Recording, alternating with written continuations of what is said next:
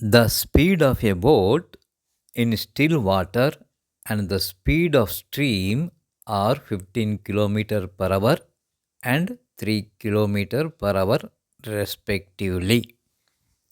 Find the time taken to cover 72 km and then return to the starting point. నదిలో ప్రవాహపు వేగము, boat వేగము ఇచ్చినప్పుడు ప్రవాహపు దిశలో అంటే డౌన్ స్ట్రీమ్‌లో ప్రవాహపు వేగము మరియు బోటు వేగము కలపాలి. వ్యతిరేక దిశలో అంటే అప్ స్ట్రీమ్‌లో ప్రయాణం చేసేటప్పుడు బోటు వేగము నుంచి ప్రవాహపు వేగము తీసివేయాలి.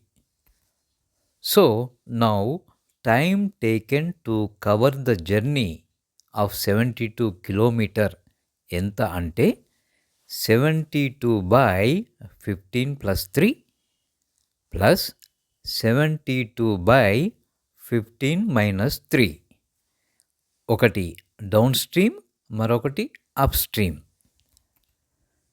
సో డౌన్ స్ట్రీమ్‌లో ఎన్ని గంటలు పడుతుంది? 4 అవర్స్. అప్ స్ట్రీమ్‌లో 6 అవర్స్.